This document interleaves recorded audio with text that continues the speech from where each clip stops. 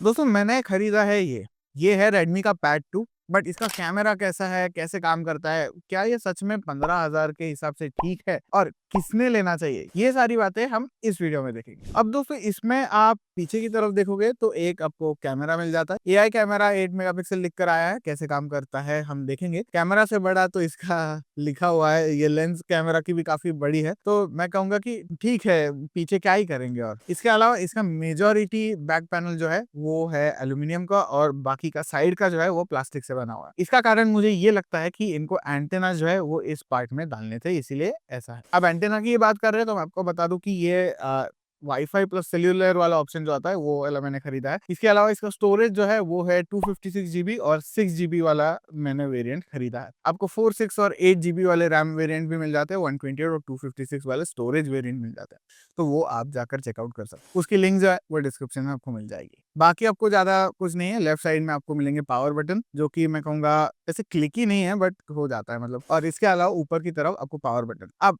इसके ऊपर और नीचे अगर आप देखोगे तो आपको 4 ग्रिल दिखाई देती है टोटल में। इसका कारण ये है कि इसमें आपको 4 स्पीकर मिल जाते हैं विद डॉल्बी एटमॉस, और मेरे हिसाब से ये स्पीकर काफी अच्छे हैं। आगे जाके थोड़ा इन डेप्थ में बात करूंगा। और हाँ, क्योंकि मैंने सेल्यूलर खरीदा है तो यहाँ पर मुझे एक सिम ट्रे भी मिल जाता है। आगे की तरफ स्क्रीन है और ऊपर की तरफ आपको दिख जाता है कैमरा। अब ओवरऑल फील दोस्तों 15,000 के हिसाब से मुझे काफी सॉलिड लगा। इसके चैसी में कहीं फ्लेक्स है, क्रीक्स है, ऐसे मुझे कहीं पे भी नहीं लगा, प्रॉपर सॉलिड है। ये टैबलेट जो है दोस्तों उसमें आपको 2.6K का रेजोल्यूशन मिल जाता है, जो कि काफी बढ़िया है। 15,000 में 2.6K आपको मिल जाता है एट 90 हर्ट्ज। 274 जो है इसकी पिक्सल डेंसिटी है, और पीक ब्राइटनेस जो है वो है 600 निट। तो मैं कहूंगा कि ब्राइट इनफ है वैसे, बट इंडोर ब्राइट इनफ है। अगर आप बाहर जाएंगे तो थोड़ा बहुत आपको इशू आएगा। अब ये स्क्रीन क्योंकि 90 हर्ट्ज है, तो मैं कहूंगा कि ये एक स्मूथनेस ऐड जरूर कर देता है पूरे एक्सपीरियंस को, क्योंकि बाकी अगर प्रोसेसर वगैरह देखोगे तो बहुत ज्यादा इंप्रेसिव नहीं है। अब दोस्तों डिस्प्ले का रिस्पॉन्सिवनेस अगर हम देखें तो मैं कहूंगा ठीक है। बीच बीच में मुझे लगता है क्योंकि प्रोसेसर वीक है अगेन, तो उसके वजह से ये लेट डाउन थोड़ा बहुत हो जाता है। बट अदरवाइज अगर आप कलर कॉन्ट्रास्ट वगैरह देखोगे तो काफी अच्छा आपको दिखाई देता है। हाँ, सैमसंग लेवल का आपको कुछ नहीं मिलने वाला, but still quite a good panel. इसके अलावा आपको कोई एंटी रिफ्लेक्शन का ट्रीटमेंट वगैरह कहीं पे भी दिखाई नहीं देता। आप यहाँ पर देख भी सकते हो शायद कि ये काफी रिफ्लेक्टिव है, तो अगेन आउटडोर में आपको मदद यहाँ पर नहीं होगी। फिर दोस्तों बात करते हैं इन स्पीकर्स की। मैंने स्टार्टिंग में बताया कि काफी अच्छा है। हाँ, काफी लाउड भी है मैं कहूंगा, बट थोड़ा लाउडनेस मैं कहूंगा बीच बीच में कम लगता है। ओवरऑल क्लैरिटी भी काफी अच्छी है, बेस भी काफी अच्छा है 15,000 के प्राइस रेंज पे। स्पेशली नेट पिकिंग करने जाए तो मैं कहूंगा कि थोड़ा बेस अगर बढ़ाया जाए, थोड़ा वॉल्यूम बढ़ाया जाए तो और मजा आता है। बट स्टेरियो इफेक्ट जो है वो काफी बढ़िया है। जरूर लेफ्ट और राइट चैनल जो है वो सेपरेटली आपको सुनाई देते हैं, तो मल्टीमीडिया कंजम्पशन में या फिर गेम प्ले में आपको बहुत मजा आएगा। और हाँ, आपको इसमें डॉल्बी एटमॉस का सपोर्ट मिल जाता है, तो आउटपुट काफी अच्छा है। इसके अलावा नीचे की तरफ आपको एक हेडफोन जैक भी मिल जाता है 3.5 mm का, जो कि काफी बढ़िया है। तो डैक हमें पता है कि डोल्बी एटमॉस सपोर्टेड है, तो आपको अगर हेडफोन्स वगैरह लगाना है तो उसका भी आउटपुट काफी अच्छे से आ जाएगा। अब हेडफोन पोर्ट के साइड में यूएसबी सी पोर्ट है, जो कि आप कहोगे यूएसबी सी है क्या बड़ा है। एक्चुअली थोड़ा बहुत डाउनग्रेड है क्योंकि ये यूएसबी 2 है, तो ट्रांसफर स्पीड वगैरह आपके ज्यादा है नहीं, और चार्जिंग स्पीड भी लगभग 15 वाट है। और बैटरी मैं आपको बताता हूँ, 9000 mAh की बैटरी है। 9000 mAh चार्ज करने के लिए आपको दिया गया है 15 वाट का चार्जर या फिर 15 वाट की चार्जिंग कैपेबिलिटी। तो चार्जिंग टाइम काफी ज्यादा लगेगा, मैं कहूंगा कि 6-7 घंटे तो आराम से लग जाएंगे इस स्पीड पर। इवन दो आप बड़ा चार्जर लगाए कुछ फर्क नहीं पड़ेगा।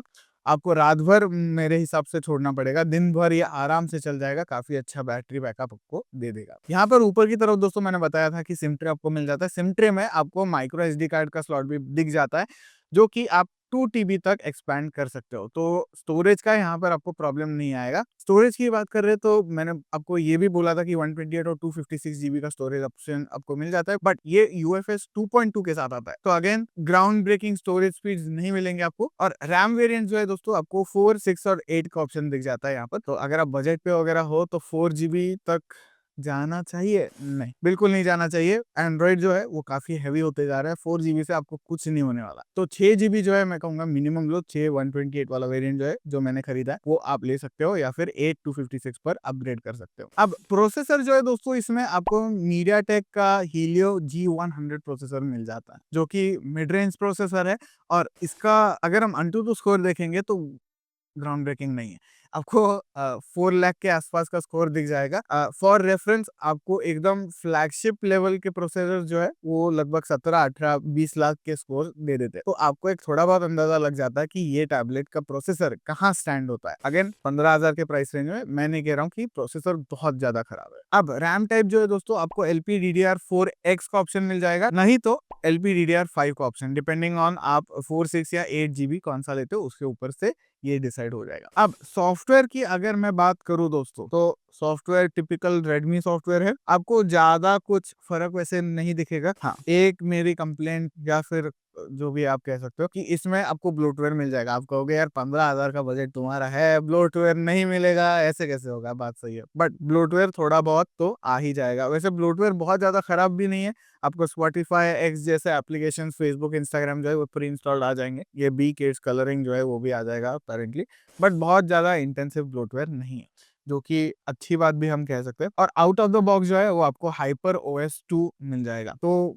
ज्यादा कंप्लेंट करने जैसा आगे कुछ भी नहीं है। और इसमें आपको मल्टी विंडो के भी ऑप्शन दिख जाते हैं। फॉर एग्जांपल अगर मैं स्पॉटिफाई खोलूँ तो ऊपर की तरफ आपको 3 डॉट मिल जाते हैं, जो कि आपको ऑप्शन देता है लेफ्ट राइट, ऊपर नीचे, जैसे भी आपको एप्लीकेशन खोलने आप खोल दो और आप स्क्रीन पर देख सकते हो कि ये कैसे काम करेगा। थोड़े एप्लीकेशन में अगर आपने लॉगिन नहीं किया है तो ऑटोमेटिकली क्विट हो सकता है। अब आपको स्प्लिट स्क्रीन का ऑप्शन तो दिख ही जाता है, बट उसके अलावा अगर आपको तीसरा एप्लीकेशन खोल के रखना है तो आप इन दोनों एप्लीकेशन के अलावा तीसरा एप्लीकेशन खोल सकते हो, ताकि 3 सोशल मीडिया साइट पर आप एक साथ ब्राउज कर ले। तो इस टैबलेट के साथ आप अलग से एक स्टाइलस भी खरीद सकते हो। स्टाइलस खरीदने के बाद आपको एक केस खरीदना पड़ेगा, जिसके बाद आप स्टाइलस को स्टोर कर पाओगे। ऐसा क्यों? इसमें मैग्नेट नहीं है, ये स्टाइलस कहीं पे भी चिपकता नहीं है।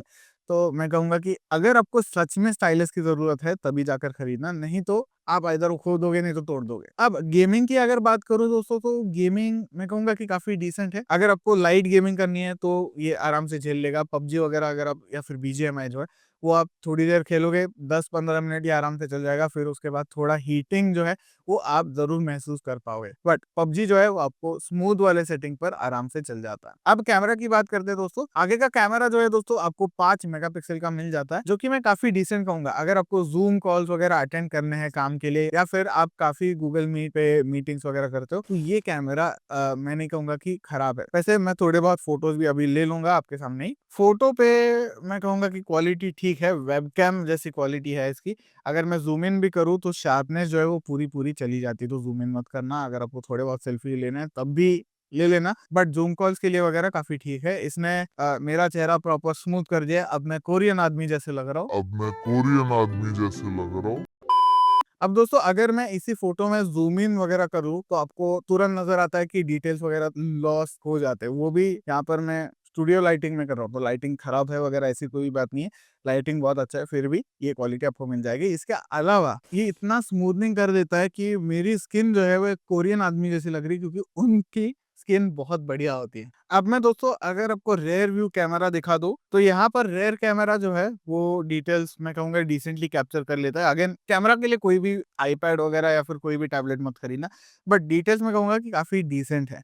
आपका काम जरूर चल जाएगा अगर आपको थोड़े और फोटोज वगैरह लेने हैं। हम वैसे ऑफिस में इसको कभी कभी यूज भी कर लेते हैं, डॉक्यूमेंट स्कैन करने में काफी काम आ जाता है, या फिर फोटो लेने में वगैरह बहुत आसानी, डॉक्यूमेंट्स के लिए स्पेशली तभी काम आएगा। इसके अलावा ज्यादा काम का है नहीं। अब दोस्तों बॉक्स में क्या आता है? बॉक्स में ऑब्वियसली आपको एक टैबलेट मिल जाता है, उसका चार्जर मिल जाएगा, Type-A to C केबल मिल जाएगी, 15 वाट का चार्जर है तो आईफोन के लिए यूज कर सकते हो शायद से, और एक क्विक स्टार्ट गाइड भी आपको मिल जाती है। दो बॉक्स में काफी मैं कहूंगा कि आई एम स्टिल ग्रेटफुल कि आपको चार्जर मिल रहा है। सैमसंग और एप्पल जैसे इन्होंने अभी तक तो नहीं किया, बट थैंक यू।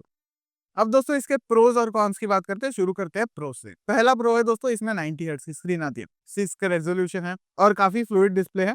थोड़ा रिस्पॉन्सिवनेस बढ़ सकता था, बट ओवरऑल काफी अच्छा है। दूसरा प्रो है दोस्तों, इसके स्पीकर्स, बहुत बढ़िया स्पीकर है। 15,000 में मुझे एक्सपेक्टेड पर्सनली बिल्कुल नहीं था। 15,000 में बढ़िया से स्पीकर्स विद डॉल्बी एटमॉस आपको एक टैबलेट में मिल जाएंगे। तीसरा है 9000 mAh की बैटरी, तो 10 आवर्स का स्क्रीन ऑन टाइम के आसपास मुझे लगता है आपको आराम से मिल जाएगा। मैंने इसको ऑनेस्टली 2-3 दिन ही यूज किया है, हालांकि मेरा खुद का ही है। आराम से ये 1-1.5 दिन तो ऐसे ही चल जाएगा। चौथा प्रो ये है दोस्तों कि आपको एल्यूमिनियम बिल्ड मिल जाती है, काफी सॉलिड बिल्ड है।